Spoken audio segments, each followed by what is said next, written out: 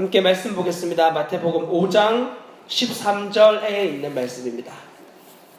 마태복음 5장 13절 한 절 말씀 같이 보겠습니다. 마태복음 5장 13절 말씀 찾으셨으면 한 목소리로 읽도록 하겠습니다. 너희는 세상의 소금이니 소금이 만일 그 맛을 잃으면 무엇으로 짜게 하리요? 후에는 아무 쓸데없어 다만 밖에 버려져 사람에게 밟힐 뿐이니라. 아멘. 다시 한번 기도하겠습니다. 너희는 세상의 소금이니 소금이 만일 그 맛을 잃으면 무엇으로 짜게 하리요? 후에는 아무 쓸데없어 다만 밖에 버려져 사람에게 밟힐 뿐이니라. 하나님, 이 진리의 말씀에서 드러나 있는 하나님의 마음이 우리에게 들려지는 시간이 되었습니다. 우리의 마음을 주님께서 붙잡아 주시고 오직 이 말씀의 주인 되신 하나님 앞에 순복하며 나아가는 시간으로 이 시간을 인도하여 주시옵소서.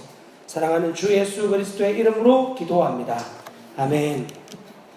우리 한번 앞뒤 좌우에 계신 분들을 보고 인사하겠습니다. 주님만 주목하겠습니다. 네, 주님만 주목하겠습니다. 네, 주님만 주목하겠습니다. 네. 우리가 지난주까지 살펴보았던 말씀 산상수훈의 내용은 기독교의 성격을 묘사하는 것입니다. 기독교인들은 어떤 존재여야 하는가에 대한 구체적인 내용들이 마태복음 5장 3절에서부터 12절까지의 내용에 분명하게 드러나 있는 것을 아주 긴 시간 동안 함께 살펴보았습니다. 그리고 지금부터 나오는 내용들은 이제 그렇다면 그리스도인이 이런 성격과 이런 존재라면 그럼 어떤 삶을 살아야 되는가? 즉 그리스도인의 역할과 그들의 적용되어지는 삶에 이 내용들이 초점이 맞추어져 있음을 분명히 하는 말씀이 되어질 것입니다. 이 말씀이 굉장히 중요하고 길게 주님이 묘사해 놓았긴 하지만 근본적으로 그리스도로 말미암아 내가 죽고 살아난 자가 아니라면, 성경이 말하는 그리스도인이 아니라면 이후에 제시되어지는 내용들은 단지 윤리적이고 도덕적인 내용 그 이상일 수가 없습니다. 그러나 성경은 윤리적이고 도덕적인 내용 그 이상입니다. 존재가 변화되어지고 나면 이 영광스러운 하나님 수준의 가치로서의 삶을 살아갈 수 있는 엄청난 생명을 누리며 살게 된다는 것을 성경은 보여주고 있는 것이죠. 그래서 그리스도인들은 세상을 살고 있지만 세상에 속하지 않은 존재라고 보통은 이야기를 하고 있습니다. 예전 수도원 운동의 과오가 바로 이런 부분에서 발생하게 되어집니다. 세상에 속하지 않았지만 세상을 살고 있는 정체성을 가지고 있는 그리스도인들이 자기들끼리 하나님의 나라를 이루며 살아가는 집단적인 생활을 하면서 세상과 분리되어진 채 살아가는 이러한 삶, 그리고 그것이 마치 더욱 굉장하고 고귀한 삶인 것처럼 보여지는, 그렇게 주장하는 이 모든 내용들이 수도원 운동을 굉장히 변질되게 만들었던 요인이 되어졌습니다. 수도원 운동이 시간이 지나면 지날수록 그 안에 존재가 바뀌지 않은 채 단지 가두어진 자리에서 머무는 것만을 마치 거룩이다 혹은 의로움이다 라고 주장함으로 인해서 많은 사람들이 자신의 존재가 바뀌지 않은 채 그냥 집단적인 가두어짐 속에서 살아갔기 때문에 굉장히 추악하고 안타까운 부패들이 그 안에서 만연하게 나타나게 되었던 결과를 우리는 이미 역사를 통해서 많이 접하고 있습니다. 그러니까 이 모든 산상수훈의 내용은 내가 갈고 닦아서 되는 것이 아니라 오직 하나님으로 말미암아 우리의 존재가 십자가에서 나 죽고 예수 산 십자가의 복음이 실제되지 않으면 이후에 나오는 모든 내용들은 아무짝에도 쓸모없는 그냥 도덕과 윤리적인 내용에 불과한 것이 되어져 버리고 맙니다. 그러나 우리의 존재가 그리스도와 함께 하나 되어졌고 그분의 죽으심이 나의 죽으심 되어졌고 그분의 부활하심이 나의 부활하심 되어진 것이 사실되어진 자들이 이 말씀을 내 삶 가운데 점철하며 살아가게 되어지면 내가 살아가는 모든 삶의 자리가 하나님의 영광의 빛이 비추어지는 굉장히 놀라운 이러한 영향을 미치는 삶을 살아갈 수 있게 되어지는 것이죠. 그래서 베드로 사도는 베드로전서 2장 9절에서 이렇게 고백을 하고 있는 것입니다. 베드로전서 2장 9절에 있는 말씀 제가 읽어드립니다. 그러나 너희는 택하신 족속이요 왕같은 제사장들이요 거룩한 나라요 그의 소유가 된 백성이니, 이런 존재로 부름을 받은 거예요. 그 다음 어떤 구절이 나와 있냐면, 이는 너희를 어두운 데서 불러내어 그의 기이한 빛에 들어가게 하신 이의 아름다운 덕을 선포하게 하려 하심이라. 주님으로 말미암아 존재가 변화되어지고 그분의 거룩하신 성품에 참여되어진 자는 거기에서의 영광과 기쁨만 누리는 것을 끝내는 것이 아니라 다시 그 기이한 빛을 선포하는 존재로서의 삶을 살아가게까지 하시는 거예요. 이것이 하나님의 거룩한 생명을 받은 자의 생명의 좀 분명한 반응입니다. 건져냄을 받은 뒤에 다시 그 선포해야 될 세상 속으로 들어가는 데까지 이르러야 되는 거예요. 그것이 수도원 운동이 저질렀던 과오고, 오늘날의 집단적인 그런 삶을, 극단적 집단 삶을 살아가는 사람들이 있거든요. 어떤 거냐면, 저희가 아는 그런 단체를 말하는 것이 아니라 이 땅에서의 모든 삶을 삶으로 나아가는 것을 아예 부인해버린 채 더 이상 부모와 자식과 아예 연락도 하지 않고 완전히 그냥 자기들끼리만 그 안에서 천국이다 이런 식으로 살아가는 사람들 말입니다. 그런 것을 하나님이 그런 식으로 부르시지 않았다라는 거예요. 반드시 우리는 세상으로 다시 나아가게끔 주님이 우리를 부르신 거예요. 자, 그렇다면 우리가 나아가야 될 세상이 어떤 곳인지를 아는 것은 굉장히 중요한 일이라고 할 수 있겠습니다. 자, 이 산상수훈에 관련된 설교를 썼던 마틴 로이드 존스 목사님이 생존하실 때, 그때 20세기라고 할 수 있는데요. 그 20세기에는 1, 2차 세계대전이 터졌던 때였습니다. 그리고 20세기가 되기 전 19세기는 18세기의 계몽주의가 만연하게 펼쳐진 그 꽃과 같은데, 19세기는 최고의 인간의 지성과 과학과 문명과 모든 부분, 의학과 과학 모든 영역이 다 최고조에 이르렀던 시기였습니다. 그런 많은 것을 기대할 수 있었던 시기 가운데서 사람들은 낙관주의적인 시각을 가지고 있었고, 이제 곧 우리의 조금 더 교육되어지고 개발되어진 인간들을 통해서 세상은 유토피아, 즉 완전한 이러한 나라가 회복되어질 것이다라고 스스로 기대를 하고 있었습니다. 이런 모든 내용들은 사실 진화론적인 가치관에 의해서 생겨진 내용들이었습니다. 왜냐하면 성경은 아예 처음부터 인간과 사회에 대해서, 하나님을 떠난 인간과 사회는 소망이 없다라고 선언을 하고 있었지만, 하나님을 떠난 인간들에게 그들은 스스로 보기에 시간이 지나면 더욱더 자기들의 이런 세상과 살아가는 모든 자리가 더 번성하고 더 건강해지고 회복되어지고 사람들이 살기 좋은 곳으로 바뀔 거라는 생각들을 가지고 있었던 것이죠.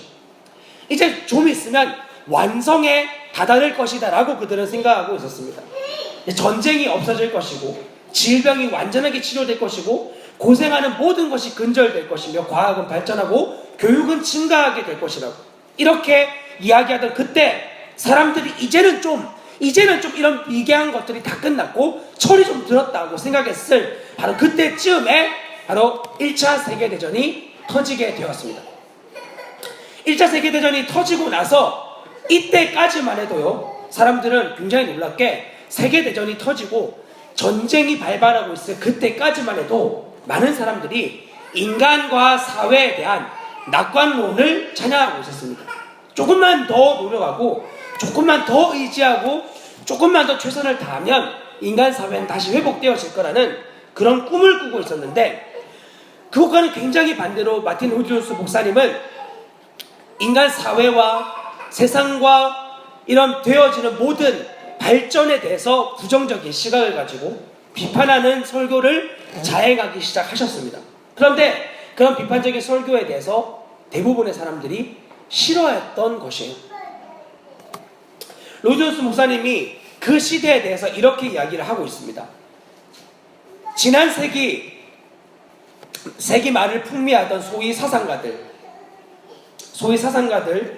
철학자들, 시인들, 정치 지도자들의 예언을 읽어보면 불쌍한 느낌이 들기까지 합니다. 이전에 그들이 낙관론을 이야기했던 사람들의 이야기를 지금 말하고 있는 거예요. 전쟁은 없어질 것이라고 생각했고 질병은 치유될 것이며 인류의 고통은 점점 경감되어 가다가 마침내는 뿌리채 뽑힐 거라고 생각했습니다. 황홀한 세기가 오리라고 생각했었습니다. 많은 문제들이 해결되리라고 생각했었습니다. 왜냐하면 마침내 인간들은 이성적인 사고를 하기 시작했기 때문이라는 것입니다. 대중 교육을 통해서 술을 끊고 부도덕하고 악한 행실에서 떠날 것이라고 생각했습니다. 이와 같은 방법으로 모든 나라들이 교육받으면 전쟁은 끝나고 온 세상은 천국이 될 것이라고 생각했습니다. 이것은 그 당시의 상황을 풍자한 것 정도가 아니라 그 당시 사람들이 확고하게 믿고 있었던 신념을 말해주는 것입니다. 이렇게 당시 19세기에 그리고 로이 존스 목사가 생존하고 있을 그 시대의 상황을 이렇게 그는 적어서 보여주고 있었던 것입니다. 여러분, 성경은 이 세상에 대해서 결코 긍정적으로 말하고 있지 않습니다. 성경은 세상을 향해서 굉장히 부정적인 시각을 가지고 있고 비관적으로 늘 묘사를 하고 있습니다. 그런 세상 가운데에서 살아가고 있는 그리스도인들을 향해 소금이다, 너희는 소금이다 라고 명하고 묘사하는 이유는 무엇일까요? 그것은 먼저 세상이 부패되어져 있다는 것을 암시하고 있는 것입니다. 세상은 이미 아담과 하와 이후로 죄와 타락으로 물들어져 버렸고 완전히 소망이 없는 상태 가운데 머무르는 그러한 상황이 되어져 버렸습니다. 어떤 것도 개선되어진 것이 없고 오히려 더 악한 반응으로 반응되어지고 있습니다. 성경이 계속 반복되는 이야기가 사실은 이런 이야기입니다. 끊임없이 사람은 하나님을 부인하는 자리에 서고 있습니다. 하나님이 기뻐하시는 것을 기뻐하지 않은 채 하나님이 원하시지 않는 발걸음을 걸어갑니다. 그리고 하나님은 그들을 징계하십니다. 그리고 그들은 또 회개하고 돌아옵니다. 그리고 돌아오는 시간만큼 또 그들은 하나님을 향하여 배신합니다.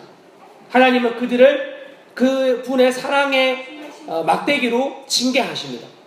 그러고 나서 사람들은 또 회개하고 주님께 돌아온 뒤 그리고 또 하나님께서 그들을 회복시켜 주시면 또다시 범죄하는 이러한 사이클을 반복하고 있습니다. 이것이 성경 전역에 보여지고 있는, 심지어 하나님의 택한 이스라엘 백성들까지 행하는 모습이 바로 이런 모습입니다. 그러면 이런 비참한 상황을 볼 때 이 세상이 멸망당하기 너무 충분하잖아요. 여러분, 이 세상은 멸망당하기에 너무나 충분하고 너무 합당한 상황을 가지고 있어요. 오늘 이 시간에도 하나님을 믿는다고 하는 수많은 목회자들이 하나님이 기뻐하시는 뜻대로 행하고 있지 않아요. 자칭 전도사고 신학생이라고 하는 사람들의 입술과 그들의 삶 가운데에서 주님과 무관한 것들이 너무나 많이 발견되어지고 너무나 많은 것들이 선포되어지고 있어요. 자기 욕망과 자기 욕정 하나 다스리지 못하고 제어하지 못하는 수많은 사람들이 자기는 그리스도인이라고 이야기하고 있어요. 예수를 믿는다고 하지만 실상 자기가 믿는 것은 주님과 무관한 것들이 너무나 많은 시대를 우리는 살아가고 있습니다. 자기 감정 하나, 기분 하나 다스리지 못한 채 여전히 끊임없이 삶의 자리에서는 그 죄와 함께 퍼질러져 버리고 엎어져 있는 사람들이, 제가 알기로도 굉장히 많은 사람들이 그러한 삶을 살아가고 있습니다. 그리고 어느 순간 설교는 그냥 직분이니까, 교회 다니는 건 살아오는 삶의 방식이니까 어쩔 수 없이 다니는데, 인간관계와 여러 가지 때문에 맞물려 있어서 다니는데 자기의 삶이 묻어져 있는 가정과 자기 혼자 있는 그 은밀한 자리에서 하나님을 경외하는 사람들을 찾아보기가 너무나 어려운 시대가 되어져 버리고 말았습니다. 이것은 비단 오늘날만의 이야기가 아닙니다. 아담과 하와가 범죄한 뒤 인류는 여전히 그 굴레를 벗어나지 못한 채 살아가고 있습니다. 그런 하나님께서 인간의 완전한 파멸이 선포되어진 뒤 그들을 심판하지 않은 이유는 무엇입니까? 왜 하나님은 창세기 6장에서 노아를 남겨두지 않고 그들을 다 멸하여 버리실 수 있었음에도 불구하고 그 노아 역시 하나님의 은혜를 입은 자, 하나님의 눈에 초점이 맞추어진 바로 그를 왜 포기하지 않으셨을까요? 그 역시 죄인인데 그 자녀를 통해서 또다시 인류가 하나님을 업신여기고 기만하는 일들이 생길 걸 아시면서 주님은 왜 지금도 인간을 포기하지 않으시고 멸망시키지 않으실까요? 이것은 먼저는 하나님으로부터 시작되어진 그분의 사랑이요 그분의 은혜 때문입니다. 정말 하나님의 말할 수 없는 자비와 사랑으로 말미암아 하나님은 인류를 남겨놓으시고 지금 이 시대에도 여전히 범죄하고 여전히 주님 뜻을 따르지 않고 여전히 주님과 무관한 채 삶을 살아가고 있는 수많은 그리스도인이라고 스스로 부르는 사람들을 남겨놓으시고 기다리시는 이유는 그분의 은혜와 사랑 때문입니다. 단지 그 이유 외에 이것을 설명할 수 있는 길은 아무것도 없습니다. 그리고 굳이 두 번째 이유를 들자고 한다면 바로 이 죄악되어진 세상 가운데에서 온전히 하나님 그분의 뜻만을 추구하며 자기의 생명을 녹여내며 살아가는 소금된 그리스도인들 때문입니다. 이것이 하나님의 완전한 진노가 부어지기 전 하나님께서 이 땅을 향한 국률한 마음이 부어지고 있는 유일한 이유라고 할 수 있겠습니다. 우리의 존재를 향하여서 성경은 너희는 소금이다 라고 선언을 하고 있습니다. 소금이 된 그리스도인의 특징에 대해서 성경은 그 맛을 잃으면 이라고 하며 소금이 가지고 있는 이 맛, 소금의 맛을 통해서 이 그리스도인들이 어떠한 존재인지를 극명하게 보여주고 있는데 세상과 특별한 차이를 지니고 있는 게 무엇이냐라고 할 때 소금이 가지고 있는 그 짠맛에서 나타나는 것이라고 할 수 있겠습니다. 그 짠맛은 무엇을 말하는 것인가? 먼저는 소금의 특징입니다. 이 소금은 그 고대 시대에 이 소금이 하는 분명한 역할은 다른 어떤 거 우리나라처럼 맛을 내는 데에 있었던 것이 아니라 이 소금은 먼저는 부패를 방지하는 방부제 역할을 했던 것입니다. 우리나라에도 예전 내륙지방 가운데서 생선을 먹기 위해서는 이 생선에다가 굉장히 많은 소금을 쳐서 소태를 만들어 버립니다.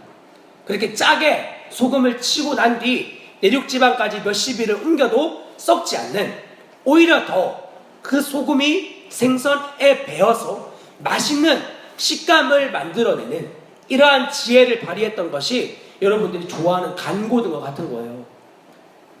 그런 것처럼 고대 시대에는 음식을 상하지 않게 하기 위한 고기나 이런 것들을 상하지 않게 하기 위해서 냉장고가 없었던 시절에 이런 소금을 써서 방부제 역할을 하였던 것이었습니다. 고기 안에서 이런 균들이 있잖아요. 냉장고 안에 넣어도 생각보다 여름 되면 쉽게 부패하거든요. 그럴 때에 이런 균들을 죽여주는 거예요. 소금으로 말미암아. 그래서 이 고기나 생선이나 이런 것들이 부패되어지지 않고 보존되어지는 거죠. 굉장히 큰 차이가 있는 겁니다. 회복되어지는 건 아니에요. 보존되어질 뿐이에요. 이 차이는 나중에 시간이 되면은 조금 더 언급을 해드리도록 하겠습니다. 그리고 두 번째 이 소금의 특징이 있다면 바로 맛을 내는 것입니다. 이것이 두 번째 특징입니다. 첫 번째는 부패를 방지하는 것이고 이 맛을 낸다고 하는 것은 인생의 삶의 맛을 내는 것이라고 표현을 할 수 있겠습니다. 이게 무슨 말인가? 그리스도인이 되기 이전에 우리의 삶은 오로지 우리의 인생의 맛을 즐기기 위해서 유일하게 붙잡은 것이 바로 쾌락과 같은 것들입니다. 그 정도가 크든 작든 상관없이 사람들은 자기의 삶의 즐거움, 즉 행복을 누리지 못해서 이 땅의 외부적인 것들을 계속 주입해서 자기를 행복하게 만들려고 합니다. 그게 술이든 담배든 도박이든 음란물이든 여자든 남자든 상관없이 무엇이든지 간에 그것으로 말미암아 내가 행복을 얻으려고 하는 것이 있다면 그것이 바로 곧 쾌락인 거예요. 그것이 심지어 하나님이라고 할지라도 그것을 통하여 나의 행복을 추구하는 것이 되어지는 그 무엇이든지 간에 그것은 쾌락적인 것에 불과하게 되어집니다. 그 대상은 다 바뀔 수 있습니다.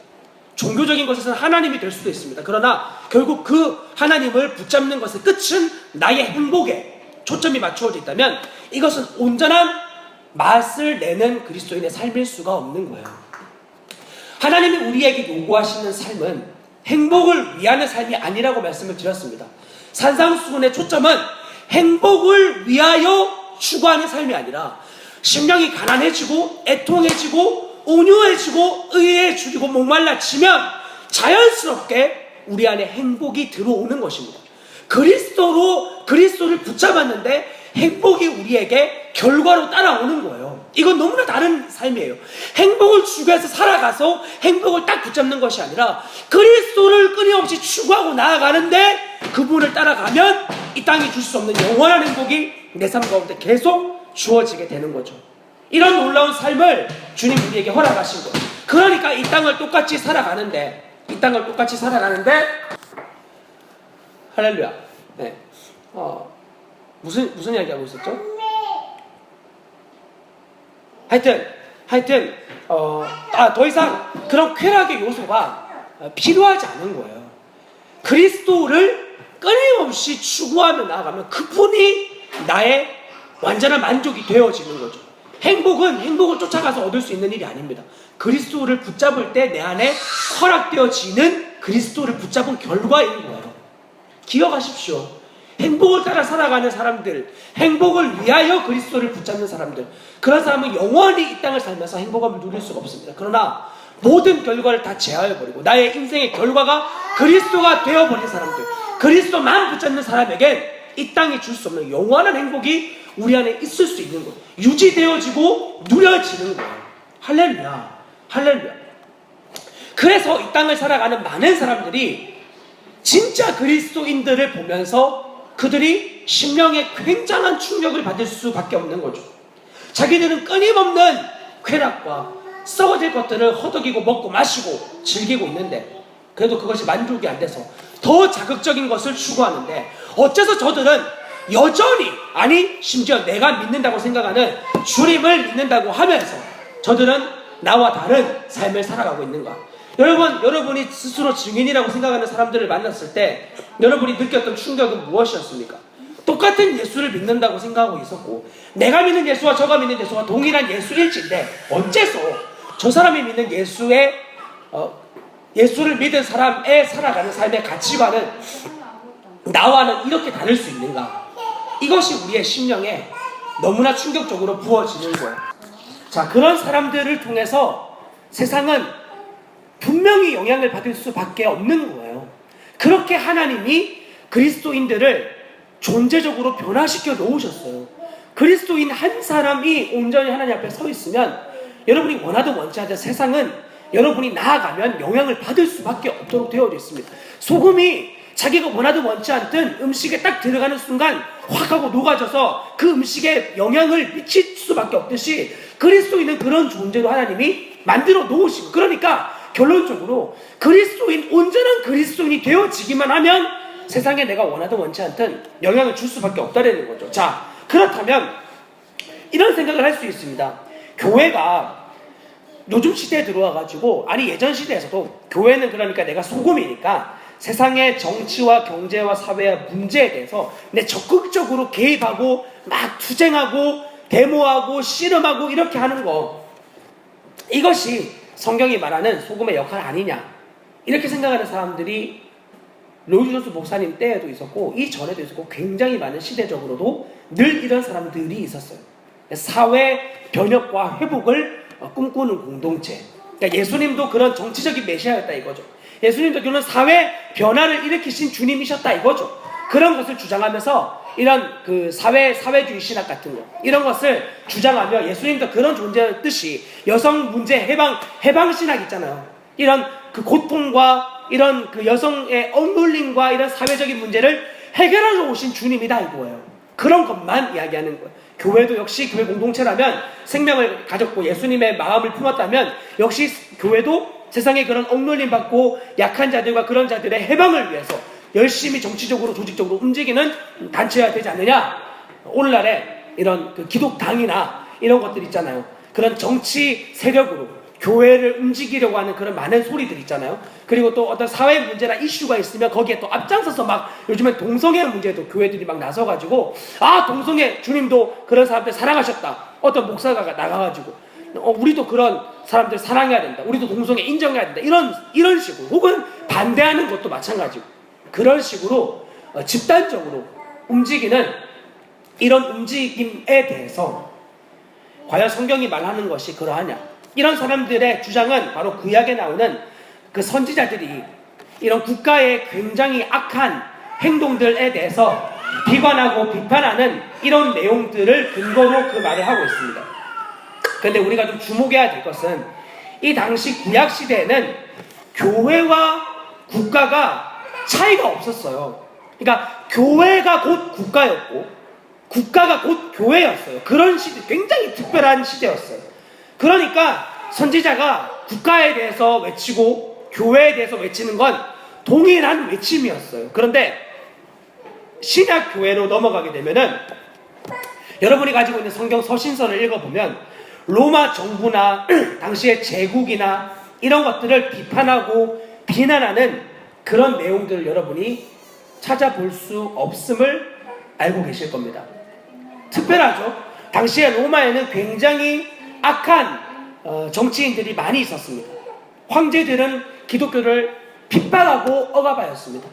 그리고 그들은 굉장히 많은 고난을 겪었던 사람들이었습니다. 그런데 그 체제와 이런 것들에 대해서 조직적으로 우리가 이것을 무너뜨려야 되고 이것을 쓰러뜨려야 되고 여성들을 해방시켜야 되고 이런 이야기를 주님도 한 적이 없으시고 사도들도 한 적이 없어요. 종들은 다 해방되어야 된다. 조직적으로 움직이고 단체를 만들어서 그 위에 있는 정부를 무너뜨리라. 이런 이야기를 서신이 하고 있지 않아요. 베드로나 바울도 사도들도 다 마찬가지로 그런 이야기에 대해서 말하고 있지 않아요. 왜 그런가? 기독교인은 여러분 잘 들으십시오. 기독교인들은 즉 그리스도인 되어졌다고 하는 건 개인적으로 소금의 역할을 하는 자들입니다. 개인적으로 자기의 허락되어진 삶의 자리에서 개인적으로 소금의 구실을 하는 자들입니다. 물론 존재가 바뀌어진 결과로서 하는 거예요. 여기 반드시 잊지 말아야 될 것은 내 존재가 바뀌어지지 않은 채 여전히 나의 열심으로 소금의 역할을 하라는 말씀이 아닙니다. 존재가 바뀌어지고 새로워진 뒤 그 새로워진 존재가 내 삶의 현장에서 사람들을 접하면 그때부터 나와 접촉하는 모든 것들이 그들이 원하든 원치 않든 하나님의 임재에 둘러싸여지게 됩니다. 이것은 여러분들이 아마 주관적으로 경험해 보셨을 겁니다. 예수님을 인격적으로 경험하고 내가 사람들과 내 주위의 사람들을 만날 때 그들이 하나님의 임재를 경험하게 되는 그것이 굉장히 초자연적이든 아니면 그냥 존재적으로든 그것을 경험하는 의견이 있었을 거예요. 내가 하나님의 말씀의 진리에 따라서 반응하고 행동하고 살아내고 그것을 삶으로 풀어내고 사람들에게 이야기를 나누면 사람들의 반응은 극단적으로 두 가지로 갈라지게 됩니다. 하나는 저 삶이 맞아 라고 인정하며 그것을 순응하고 싶어하는 사람과 어떻게 그렇게까지 극단적으로 살아 라고 하며 그 삶을 인정하지 않으려고 하는 이 두 가지 양상으로 분명하게 갈라질 수밖에 없어요. 진리를 살아가는 건 관념적인 이야기가 아닙니다. 너무나 실제적이고 너무나 분명한 삶입니다. 그렇기 때문에 아주 작은 일에 대해서도요 우리가 하나님을 경외하는 마음으로 행동해 보십시오. 예를 들어서 길을 지나갈 때요 침 하나 뱉는 것도 정말 하나님 경외하는 행동으로 여러분이 행동한다고 생각해 보십시오. 거기에 대해서 주위에 있는 사람들과 그런 나눔을 할 때 굉장한 경각심을 가지게 됩니다. 사람들은 내가 예전에 불법으로 무조건 다 복사하고 나눠주었던 그런 일들을 했던 사람이 하나님을 만나서 모든 대가를 다 지불하고 더 이상 그런 삶을 살지 않는 것을 삶의 자리에서 나누어 보십시오. 그러면 그 일을 당연하게 생각하고 살아가는 모든 사람들이 그 일에 대한 경각심을 가지고 하나님의 임재에 대한 두려움을 느끼게 됩니다. 이런 것들입니다. 그리스도인이 되어졌다라고 소금이 되어졌다라고 하는 건 이와 같이 개인적으로 먼저는 삶의 자리에서 그러한 충격과 두려움을 느끼는 것을 의미하는 것입니다. 그러니까 내가 하나님 앞에 온전한 반응을 하면서 살아가면 그 온전한 삶이 내가 원하든 원치 않든 사람들에게 드러날 수밖에 없는 거예요. 왜냐하면 하나님께서 그 삶을 너무나 원하시기 때문에 주님의 원형적인 하나님을 경외하는 삶을 주님 누구나 너무너무 기뻐하시고 원하시기 때문에 그런 자리를 하나님이 만들어내시고 그리고 하나님은 그 자리에서 그를 높이기를 원하시는 거예요. 그래서 잠언 4장에 이 말씀이 있잖아요. 그를 높이라. 그리하면 그가 너를 높이 들리라. 만일 그를 품으면 그가 너를 영화롭게 하리라. 아멘. 아멘.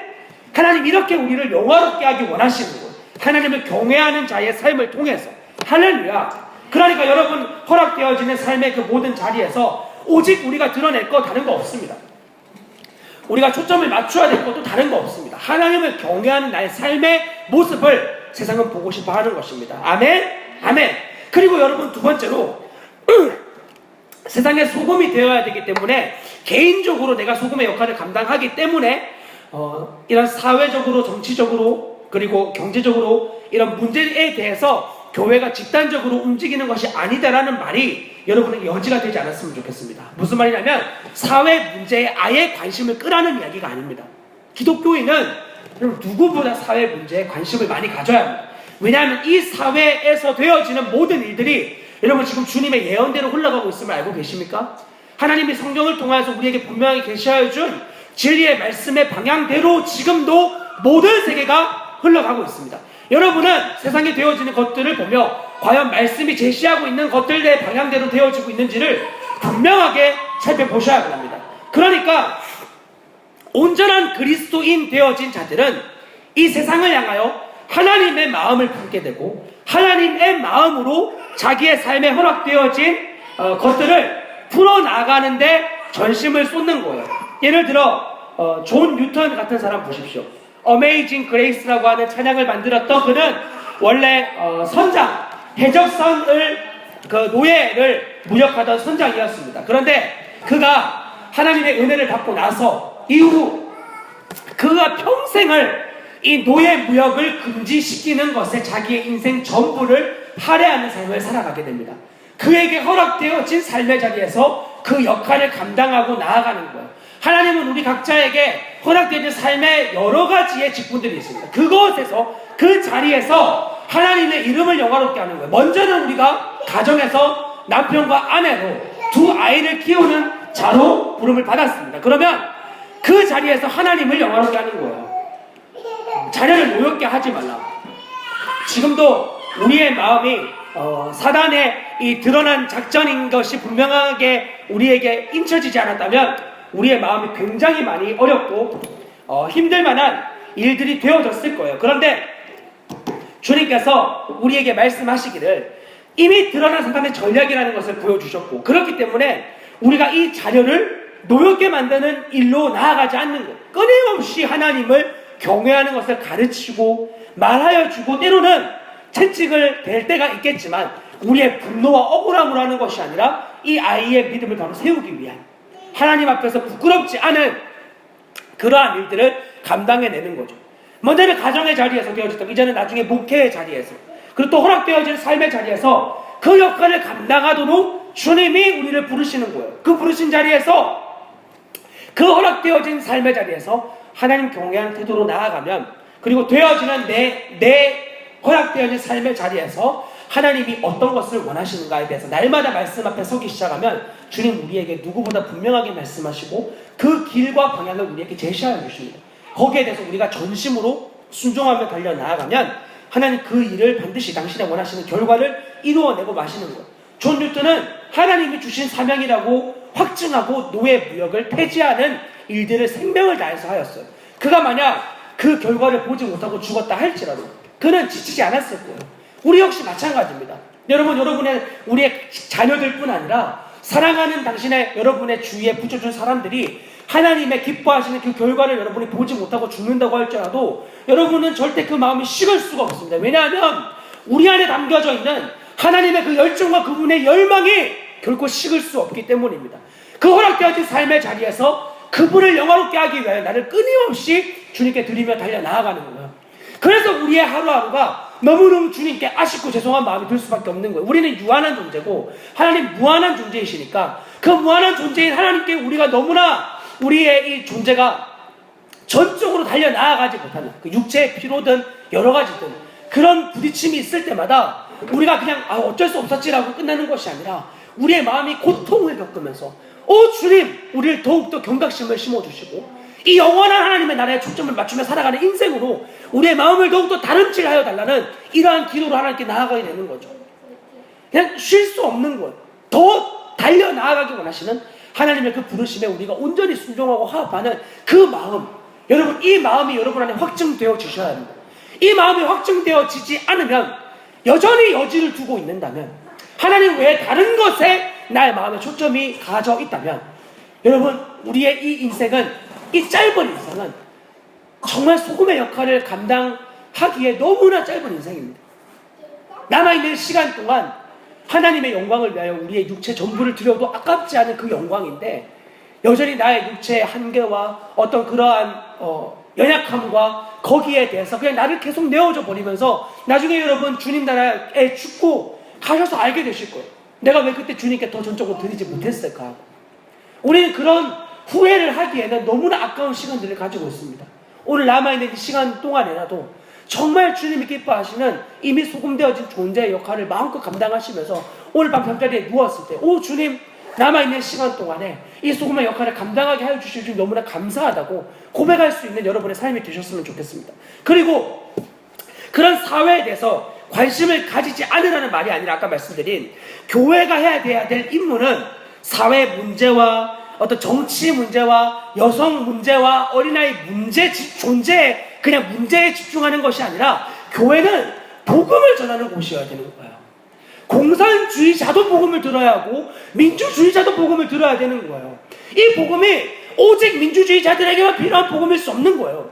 사회주의자들에게도 동일하게 필요한 복음이어야 하는 것이고, 어른들에게도 필요한 복음은 동일하게 우리 아이들에게도 필요한 복음이어야 되는 거예요. 하나님 우리에게 보여주시기 원하시는 교회 공동체에서 분명한 표식은 오직 유일한 십자가의 복음이에요. 이 복음으로 말미암아 유대인도 헬라인도 이방인도 모두가 다 하나님 안에서 하나 되어지는 그러한 공간으로, 대한민국 사람도, 외국인도, 심지어 모든 사람들도, 그리고 심지어 그리스도를 믿지 않는 사람들도 교회에 나와서 예수 그리스도의 복음을 듣고 그 복음으로 하나 되어지는, 저는 그런 놀라운 장소가 이곳이 되었으면 좋겠습니다. 제가 일부러 신천지 출입에 대해서 스틱을 붙이지 않은 이유가 있습니다. 그냥 안 붙인 거 아닙니다. 누구든지 오라고 이야기한 겁니다. 당당하게 붙이지 않았습니다. 스티커 안 붙여가지고 뭐 우리가 지금 법적인 피해를 입을 만한 뭐 그런 것들도 별로 없지만, 어쨌든 그들이 와서 그들도 복음의 대상이에요. 복음의 대상. 여호와 증인 복음의 대상이에요. 뭐 몰몬교 복음의 대상이에요. 오라 이거예요. 와서 정말 성경 그러한지에 대해서 나누고 당신의 삶에 대해서, 당신에게 실제되어진 그 복음에 대해서 나눠보자 이거예요.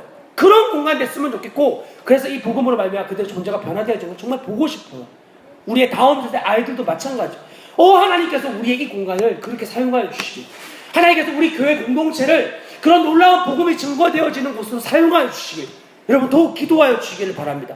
누가 오든지 이 복음으로 충분한 놀라운 은혜가 이곳 가운데 있기를 정말 바랍니다. 교회가 정치적으로 개입하는 그러한 장소 되어지지 않고 복음이 전해지면 이 복음만 온전하게 증거되어지면, 그런 그 복음을 들은 성도들을 통해서 세상은 늘 변화되기 시작했었어요. 역사는 그렇게 늘 증거해주고 있었습니다. 교회가 막 세상을 향해서 무슨 메시지를 전하고 단체로 집단적으로 무엇을 했을 때 세상이 바뀐 게 아니었습니다. 교회가 순전한 하나님의 복음이 증거되어지기만 하면 그때부터 이 곳에 참여한 성도들이 심령이 하나님 앞에 온전하게 세워지게 되고, 그로 인해서 그들이 나아가는 삶의 모든 자리가 하나님의 거룩한 존전으로 변화되어지는 놀라운 일들이 역사 가운데 늘 반복되어졌었어요.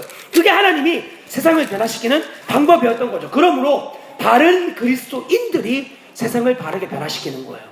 바른 그리스도인들이 세상의 영향을 내가 원하든 원치 않든 줄 수밖에 없는 거예요. 그들의 말과 행동이 세상을 향하여 그들의 지축을 막 흔드는 놀라운 일들을 이루어내는 거죠. 그러므로 여러분 죄송하지 않으면 따라합시다. 나를 변화시킬 수 없는 복음은 더 이상 내게는 복음이 아니다. 아멘이신가요? 아멘인 거예요. 그래서 아멘인 거예요. 100번 1000번 생각해봐도 나도 행복하지 않고 나도 승리하지 못하고 나도 누리지 못하는 그 복음을 어디다 누구에게 이야기하겠냐고. 말이 안 되는 소리인 거예요. 그리스도인은 소금이라고 했을 때 그 소금은 삶의 자리에 들어가서 내가 원하던 원자한테 그 조류에 휩쓸려서 녹아질 수밖에 없습니다. 그런데 녹아졌을 때, 내가 사라졌을 때, 없어졌을 때, 내 정체성이 완전하게 나의 겉모습이 사라지는 그때에도 그 맛은 살아있어서 그 조류 안에 담겨지게 되는 것으로 점점 그런 그리스도인이 많으면 많을수록 그 안에서 짠맛을 내게 되는 거예요. 어느 순간 나라고 하는 존재는 사라져버렸고 나라고 하는 존재는 세상의 조류에 덮여진 것 같았는데 그러한 그리스도인이 어느 순간 굉장히 많이 주님 준비해 놓으신 거지. 그러한 물결이 확 하고 소금 단지를 휘덮으면 그 물이 원하든 원치 않든 그곳이 바다가 되어지는 거예요. 할렐루야? 할렐루야. 물이 바다를 덮은 같이. 여러분 얼마나 엄청난 일입니까? 그 물이 그런 그리스도인들 공격하려고 거센 물살로 막 그들을 막 뒤집어 엎고 뒤엎는 이런 일들을 감행하는데 세상에 그런 물이 향유가 어느 순간 바다가 돼버리는 거지. 할렐루야. 이런 놀라운 일을 주님이 준비해 놓고 계신 거예요. 그러니까 여러분 소금 알갱이가 사라져 버리는 것에 나라고 하는 존재가 사라지는 것에 결코 두려워하지 마십시오. 이미 내가 그리스도와 함께 십자가에 못 박혀 죽었습니다. 우리라고 하는 나라고 믿고 있는 그 존재는 이미 그리스도와 함께 철저하게 끝난 존재입니다. 더 이상 그런 나는 살아있지 않습니다. 그러므로 나 죽고 나 잡아먹고 너 살라고 말씀하신 주님의 이 진리에 살아가신 말씀대로 우리가 나라고 하는 모든 영역을 부인해버리고 이런 영역에 짜증내고 이런 영역에 화내고 이런 영역에 억울해하고 이런 영역에 대해서 여전히 나를 붙들고 있는 그러한 모든 나의 영역을 부인해버리고 주님 기뻐하시는 삶으로 나를 들이기 시작하면 세상의 물길이 나를 뒤엎을 그때 그런 나를 잡아먹고 세상이 그런 나를 잡아먹고 그 세상이 그리스도의 완전한 물결로 변화되어지는 그 모습을 여러분은 보게 될 것입니다. 여러분 그것도 바다에 있는 소금이 3%채 되지 않는다는 걸 여러분 알고 계십니까? 그 3%밖에 되지 않는 소금이 바다에 있는 모든 생물 아니 온 대륙에 있는 모든 생물들을 먹여 살리고 있는 거예요. 하나님께는 많은 사람이 필요하지 않아요. 그 정도면 충분한 거예요. 그 정도면. 할렐루야. 정말 놀랍지 않습니까? 주님은 그런 사람들을 지금도 준비하고 계십니다. 바로 저와 여러분들이 그런 자들로 부름받은 자들입니다. 아멘? 아멘입니다. 그러므로 여러분들께 마지막으로 한 말씀을 더 드리려고 합니다. 이 소량의 소금을 통해서 아주 적은 극소수의 소금을 통해서 하나님은 이 땅에 부패되어지고 썩어져가는 고기 덩어리에게 충분한 영향을 주시기를 원하십니다. 고기를 부패를 보존시키는 데는 많은 소금이 역시 필요하지 않습니다. 그런 그리스도인들의 삶을 보면 그들은 역시 이 땅의 사람들이 영향을 받지 못할 만큼 무기력해져 있거나 지쳐 있거나 낙심되어져 있지 않습니다. 때로는 그런 자리에 우리가 머무를 수도 있겠습니다. 그러나 그 자리에 단지 머물러 있는 것을 결론으로 삼지 않습니다. 다시 하나님이 원하시고 기뻐하시는 자리로 우리의 방향을 바꾸어 옮겨주시는 내 안에 성령님이 계십니다. 날마다 우리를 그 죽음보다 더욱 사랑하신 그리스도의 십자가가 늘 눈앞에 보입니다. 이 눈에 가려져 있는 문제를 벗겨내면 우리를 너무나 사랑하셔서 단 한순간도 우리를 포기할 수 없어 그분의 마음이 전부 다 녹아진 채로 우리를 살려내신 십자가가 눈앞에 보이고 이 모든 일을 태초부터 아니 태초 이전에 영원전부터 준비하신 하나님의 사랑이 우리 안에 보이게 됩니다. 이것이 우리 안에 다시 실제되어지면 우리의 영혼을 멈출 수가 없는 거예요. 다시 하나님의 열정이 우리 마음에 부음받아지고 아 그렇지 진리가 결론이지 주님이 원하시는 삶이 이것이지 하나님 우리에게 이 삶을 원하시지 하나님의 원하시는 뜻은 이것이 너희의 거룩함이라 그랬지 더욱 그 거룩한 자리로 달려 나아가야지 그래서 기도해야지 말씀의 자리에 임해야지 예배의 자리에 참여해야지 열방을 주님께 올려드려야지 나의 삶을 말씀에 비추어 확인해 봐야지 이런 나를 괴롭히고 나의 마음을 흔들려고 사단의 전략이 이미 다 주님의 진리의 말씀에 드러났지 라고 하면서 끊임없이 승리를 외치고 내가 이긴 승리를 주님으로부터 이긴 이 승리를 마음껏 사람들에게 증거하며 나아가는 이런 증인된 삶을 주님이 살아가게 하실 때 무기력하고 지쳐있는 그런 삶으로 살아갈 수 있게 하시게 하지 않는 거예요. 여러분 나를 복음 만났을 때 여러분 그 말하는 이 어투와 이런 것들과 액션과 이런 것들이 사람마다 차이가 있을 수 있겠지만 영광스러운 그 복음의 그 영광이 여러분 사로잡히지 않으셨습니까? 이 복음이 증거되어질 때 그 누가 뭐라 하지 않아도 그 복음에 사로잡혔던 여러분의 모습을 기억하지 않습니까? 말할 때 부끄럽고 수치스러운 것도 너무나 사실이지만 그때마다 이 복음이 증거되어질 때 나의 영혼이 살아나고 그 영혼들에게 영향을 미치는 것을 여러분 바라보지 않았습니까? 이것이 복음이 가지고 있는 영향력인 거예요. 이것이 그 복음에 사로잡힌 자는 결코 무기력할 수 없습니다. 결코 시간을 헛되게 낭비할 수 없습니다. 나에게 주어진 시간을 더욱 주님을 위하여 드릴 수 있는 방법을 모색하며 나아가게 됩니다. 어쩌면 더 내가 주님께 주목하며 나아갈 수 있을까? 어떻게 더 주님의 나라를 위해서 나의 시간과 마음을, 육체를 쓸 수 있을까? 더 주목하며 나아가는 거예요. 더욱 그렇게 주목해보면 우리의 삶에서 얼마나 많은 영역, 아직까지도 주님께 전적으로 드리지 못한 것들이 많이 있는지 여러분 회복하십시오.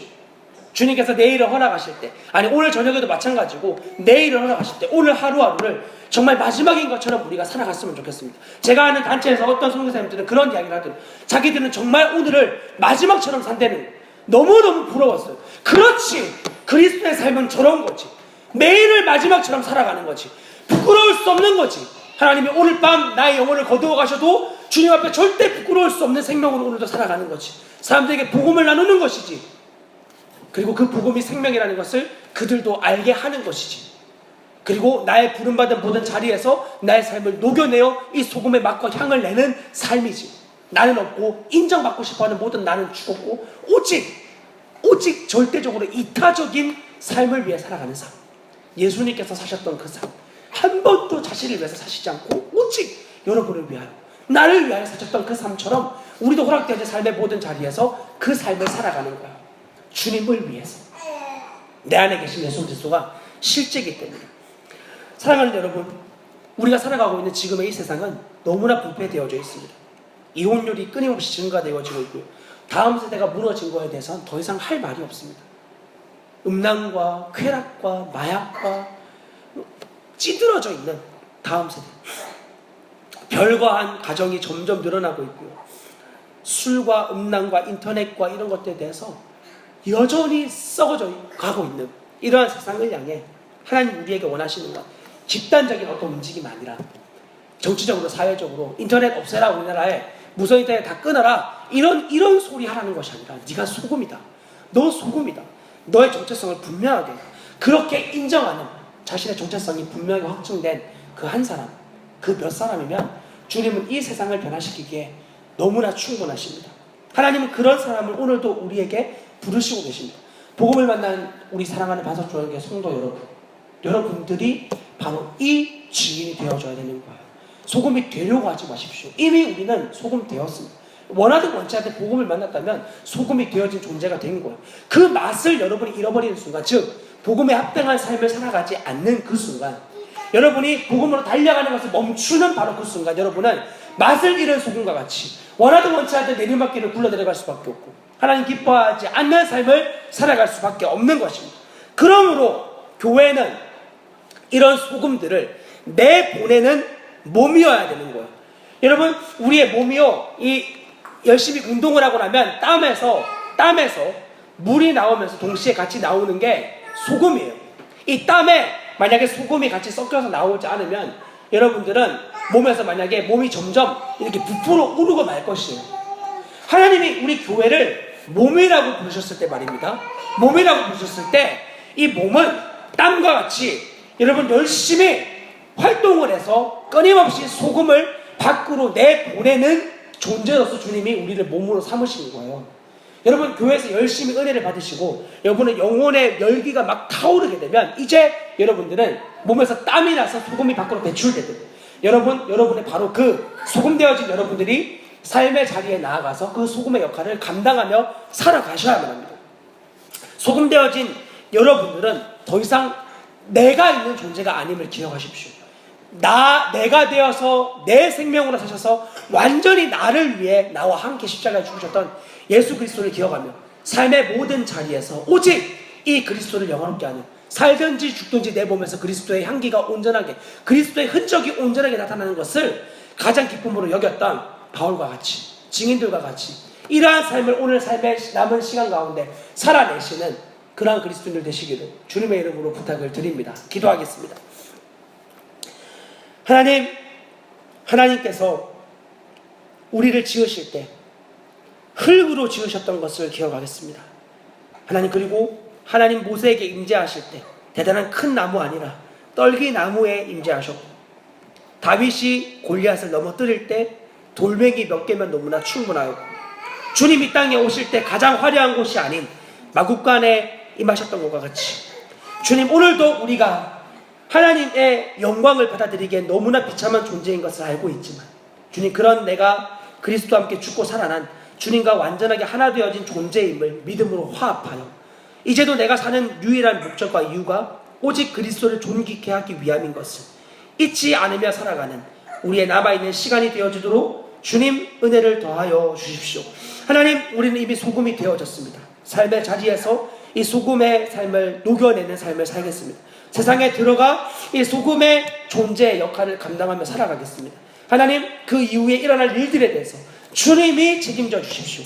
주님 마음껏 우리의 이 삶을 녹여낼 때 당신의 영화로움이 빛나고 드러나는 것을 기대하고 꿈꿉니다. 하나님, 이 복음의 삶이면 얼마나 충분한지, 세상은 이 복음을 만난 존재들을 얼마나 보고 싶어 하는지, 세상을 이기는 승리의 그리스도인들을 얼마나 보고 싶어 하는지, 하나님 우리에게 주신 복음으로 말미암아 오늘 남아있는 시간 가운데 이 승리를 넉넉히 누리며 나아갈 수 있도록 이미 드러난 사단의 전략에 더 이상 넘어지는 자 되지 아니하도록 은혜를 더하여 주시옵소서. 오늘도 승리를 허락하신 주님을 찬양하며 주 예수 그리스도의 이름으로 기도합니다. 아멘.